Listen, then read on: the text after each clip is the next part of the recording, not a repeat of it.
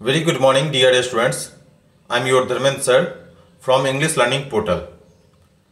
Today I am going to elaborate a poem which is taken from your first flight book. This one is a textbook in English for class 10th student. And the name of the poem is Dust of Snow. And this one is written by Robert Frost. Dust का अर्थ क्या होता है? धूल होता है. But in this poem dust का अर्थ क्या बताया गया है? फुहारा बताया गया है. किसका फुहारा? स्नो का फुहारा. Okay. First of all we need to know about the condition, circumstances of this poem. In this poem poet was in a very sad mood. Poet क्या थे? बहुत ही दुखी थे, डिप्रेस्ड थे. और उस कंडीशन में इन्होंने ये पोएम लिखा है. This one is a very short poem but content a deep and larger meaning. In this poem, you are able to understand that how a worst thing, a worst particle, even a worst condition will give you a sort of happiness, will give you a reason for happiness. एक खराब चीजें, एक खराब परिस्थिति भी कभी कभी आपको क्या देती है? एक मुस्कुराने की, एक हंसने की एक वजह देती है. Now I am going to explain your main poem. The way a crow shook down on me the dust of snow from a hemlock tree. Hemlock tree क्या होता है? एक पॉइजनस प्लांट होता है. और ये कहां पाए जाते हैं? माउंटेन एरिया में पाए जाते हैं. ओके. और ये पॉइजनस प्लांट होता है. That's why this one is a symbol of sadness. और इसको इसलिए किस चीज का सिंबल माना जाता है? सैडनेस का, उदासी का, डिप्रेस्ड का सिंबल माना जाता है. इवन आपको भी पता होगा, क्रॉ को भी हम लोग किस सेंस में लेते हैं? डिप्रेस्ड, सैडनेस का सिंबल मानते हैं. तो अब क्या कहा गया है? पोएट जो थे वो हेमलॉक ट्री के पास से शायद गुजर रहे होंगे और कौवे के मूवमेंट के कारण उनके ऊपर क्या हुई? बर्फों की फुहार आके गिरी. फुहार उनके ऊपर में पड़ी. इवन क्रॉ का मूवमेंट नहीं बताया गया है कि crow was in a sitting mood, even adjusted himself. ये नहीं बताया गया. इसमें सिर्फ ये कहा गया कि कौवे के फरफराने के कारण, कौवे के मूवमेंट के कारण पोएट के ऊपर में क्या आके गिर रही है? बर्फ की फुहार गिर रही है. खड़े किस तरफ हैं? वो खड़े हैं हेमलॉक ट्री के पास और साथ में उस कौवे के कारण उनके ऊपर में डस्ट गिरा है स्नो का. Has given my heart a change of mood and saved some part of a day I had rued. Rued का अर्थ क्या होता है? Bitterly regret. सॉरी के कंडीशन में जब आप किसी चीज के लिए सॉरी कहते हैं, अपने आप को रिग्रेट महसूस करते हैं. आप समझ सकते हैं कि यहां पर पोएट क्या थे? काफी दुखी थे, काफी उदास थे. और इस कौवे के फरफराने के कारण इनके ऊपर क्या गिर रही है? बर्फ गिर रही है. और इस चीज के कारण इनका मूड क्या हो गया? अच्छा हो गया. इनका मूड चेंज हो गया. जो ये दुखी में थे, सैडनेस में थे, अब ये क्या महसूस कर रहे हैं? खुद को अच्छा महसूस कर रहे हैं. Now you can understand there were two negative things. First one was hemlock tree and the second one was crow. But then after the poet used them as a beautiful, because both the negative thing changed the mindset of a poet. So we can see that a negative thing has also power to change the mood. आप एक negative चीज से भी क्या होता है? आपके mood change हो सकते हैं. Even you feel much more happy.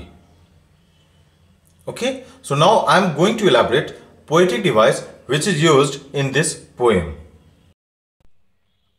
First one is rhyming.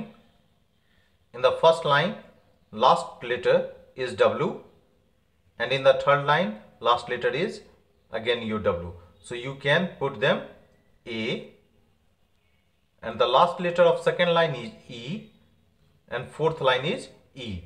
So you can put it B. तो आपका राइमिंग सीम क्या हो गया? A B A B. Second poetic device which is used in this poem is enjambment. Now what is enjambment?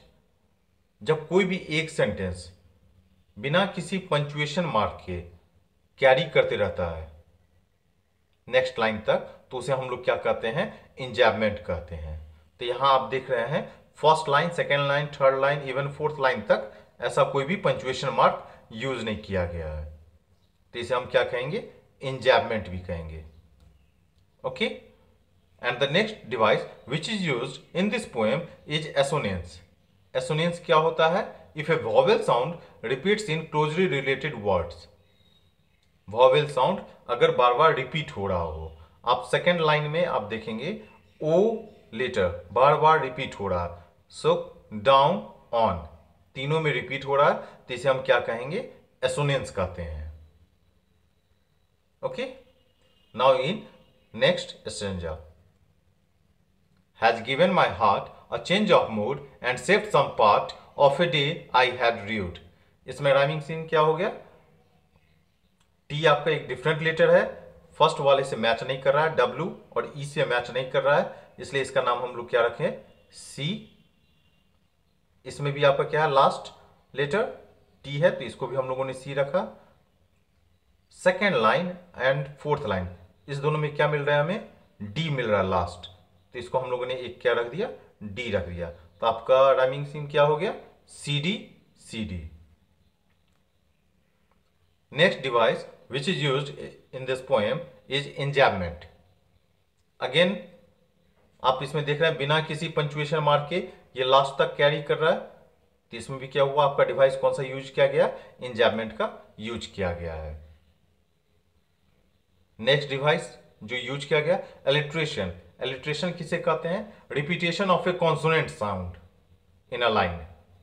जब किसी भी closely आपके related words होते हैं उसमें जब कॉन्सोनेंट साउंड को रिपीट किया जाता है तो उसे हम लोग क्या कहते हैं? एलिट्रेशन कहते हैं. जैसा कि आप फर्स्ट लाइन में देख रहे होंगे एच एच इन दोनों जगह पे यूज किया गया है, तो इसे हम लोग क्या कहेंगे? एलिट्रेशन कहेंगे. In the same way S S दोनों जगह आपको दिख रहे हैं, तो इसे भी हम क्या कहेंगे? एलिट्रेशन कहेंगे. And the last device which is used in this poem is consonance. आप इसमें कॉन्सोनेंस भी आप देख सकते हैं लास्ट लाइन में. डी का क्या है? कहीं भी कोई फिक्स्ड प्लेस नहीं है, कॉन्सोनेंट है और कोई फिक्स्ड प्लेस नहीं है, इसलिए हम इसे क्या कहते हैं? कॉन्सोनेंस कहते हैं. ओके.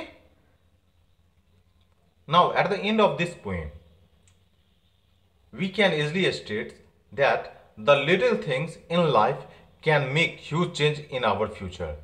एक छोटी सी छोटी चीज भी जो होती है ना, वो अपने फ्यूचर को चेंज कर सकती है. क्योंकि जैसा आपने देखा कि क्रॉ और हेमलॉक ट्री दोनों जो निगेटिव के सिंबल हैं, उन दोनों ने क्या कर दिया? पोएट का मूड चेंज कर दिया. It also shows that if we can take the hard times of life in stride, eventually sometimes will happen to change our situation into happier times.